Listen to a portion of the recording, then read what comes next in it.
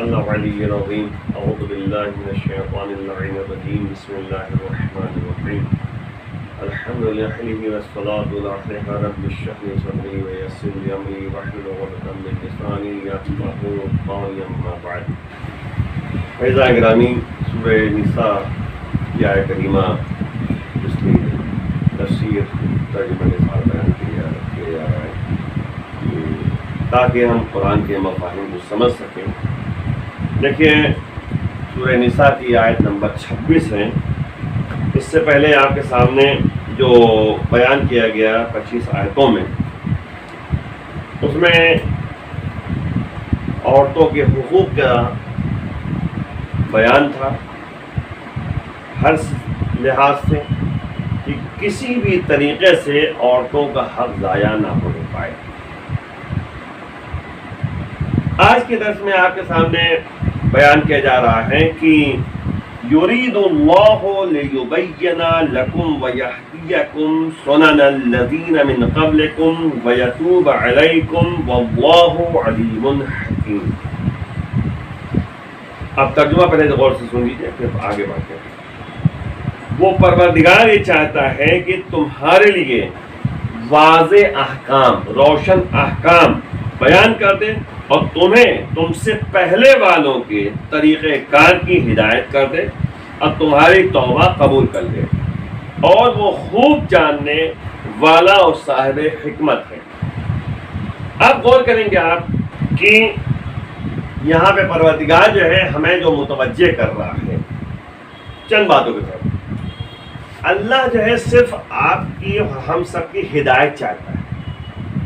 اِنَّ هَدَيْنَاهُ السَّبِيلَ إِمَّا شَاكِرًا وَإِمَّا كَفُورًا. اللہ کہہ رہا ہے کہ بے شک ہمارا ہی کام ہے ہدایت کا راستہ ہموار کرنا، صحیح راستے کی طرف سے متوجہ کرنا. اب یہ تمہاری ذمہ داری ہے کہ تم شکر نعمت کرو یا کفر نعمت کرو. لیکن یہاں پہ پروردگار سایہ کریمہ میں کہہ رہا ہے کہ اللہ کا ارادہ یہ ہے کہ تمہارے لیے واضح احکام بیان کرے اور تمہاری ہدایت کرے ان تمام سنتیں اور روش کو بیان کرتے ہوئے جو تم سے پہلے ہیں، یعنی ماقبل افراد کی نمونہ عمل پیش کرتا ہے اللہ کہ پہلے والوں نے کس طریقے سے کام انجام دیا. اب ظاہر سے بات ہے زمانے جاہلیت کا دور آپ کے سامنے بیان کیا پروردگار نے کہ زمانے جاہلیت میں عورتوں پر ظلم کیا جاتا تھا، لڑکیوں پر ظلم کیا جاتا تھا، ان کے حقوق کی رعایت نہیں کی جاتی تھی، یتیموں کا خیال نہیں کیا جاتا تھا، یتیم بچیوں کا مال جو ہے کھا لیا جاتا تھا اور خود جو ہے یتیم بچیوں کی پرورش کر کے اس پر جو ہے قبضہ کر لیا جاتا تھا. ان سے شادی کر لیتے تھے پیسہ ہڑپنے کے لیے، مہر کم رکھتے تھے، اپنا سب فائدہ دیکھتے تھے جاہلیت میں. لیکن اسلام نے بالکل منع کیا کہ تم اگر عدالت نہیں کر سکتے تو تم جو ہے کہتے ہیں کہ شادی مت کرو، تم جو ہے اور عورتوں سے شادی کر لو. تو مطلب کہنے کا یہ ہے کہ اسلام نے باقاعدہ احکام کو بیان کیا اور ماقبل یعنی پہلے زمانے کے افراد کا تذکرہ کر کے واضح دلیل پیش کی. اللہ نے من قبلکم تم سے پہلے افراد کی سنت روش. دیکھیں اللہ کیا، دیکھیں مسئلہ کیا ہے، عبرت کے لیے جو ہے پروردگار نے جو ہے واقعات نقل کیا ہے قرآن میں. اسی آیت کریمہ میں آتے گئے زمانے جاہلیت کا دور بیان کیا جس سے ہم متوجہ ہو سکیں کہ ہمارا طریقہ عمل کیسا ہونا چاہیے. اب پھر دیکھیے آپ وَيَتُوبَ عَلَيْكُمْ، اللہ تمہارے توبہ کو قبول کرے گا.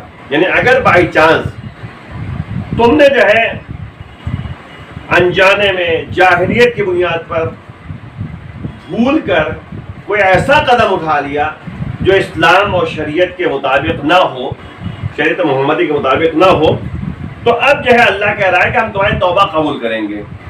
اور بہت سے افراد جو ہے بہرحال ایسے گزرے ہیں زمانے یعنی قدیم میں کہ اللہ نے ان کی توبہ قبول کیا ہے. توبہ کے لیے میں ایک جملہ آپ کے سامنے بیان کرتا ہوں کیونکہ وضاحت زیادہ نہیں کرنی ہے. تو التائب من الذنب کمن لا ذنب لہ، نبی فرما رہے ہیں کہ کوئی جو گناہوں سے توبہ کر لے وہ ایسا ہوتا ہے جیسے اس نے کبھی گناہ نہیں کیا. تو اب مسئلہ ہے کہ توبہ کرنا جو ہے یہ ہماری اور آپ کی ذمہ داری ہے. اسی لیے جو ہے استغفر اللہ ربی واتوب الیہ ہم جب کہتے ہیں تو ہمیں اس جملے کی طرف توجہ کرنا چاہیے, غور کرنا چاہیے. کیا ہم استغفار کر رہے ہیں, توبہ کر رہے ہیں, آخر اس کا ریزن کیا ہے, وجہ کیا ہے, ہم متوجہ رہے اللہ کی بارگاہ میں. دنیا اور آخرت کو دونوں سنوارنے کی بات ہے, اور یہ ذہن میں رکھنا چاہیے کہ میں کہاں سے آیا ہوں اور کہاں جانا ہے. ایک مومن جو ہے وہ کبھی بھی جو ہے دوبارہ جو ہے اس یعنی سراغ سے نہیں ڈسا جاتا. مطلب کیا مطلب ہے, یعنی ایک راستے سے اگر اس کو نقصان پہنچ گیا تو اس راستے سے دوبارہ جو ہے ضرر اور نقصان اس کو جو ہے حاصل نہیں ہونے والا. کیوں؟ کیونکہ وہ عبرت حاصل کر لیتا ہے, وہ سبق سیکھ لیتا ہے, پھر وہ قدم جو ہے اس طرف نہیں بڑھاتا اور باقاعدہ جو ہے پھونک پھونک کے قدم آگے بڑھاتا ہے. اسی لیے جو ہے سماج میں زندگی جب بسر کی جائے تو سماج وہی کہتے ہیں آنکھ اور کان کھول کے جو ہے زندگی بسر کرو.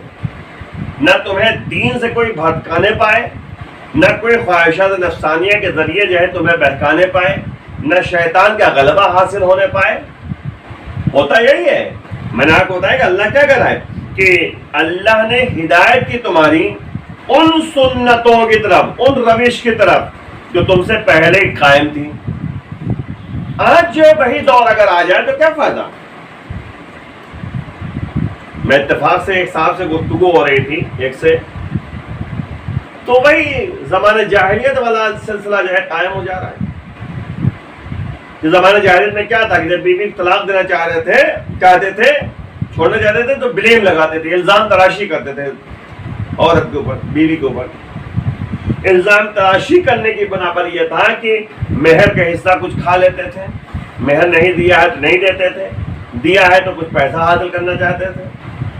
آج بھی وہی مائنڈ جو ہے کہ بعض لوگوں میں پیدا ہو گیا. الزام تراشی کے ذریعے ہر کام تو نہیں ہوتا نا, بلیم کے ذریعے تو کام نہیں ہوتا نا.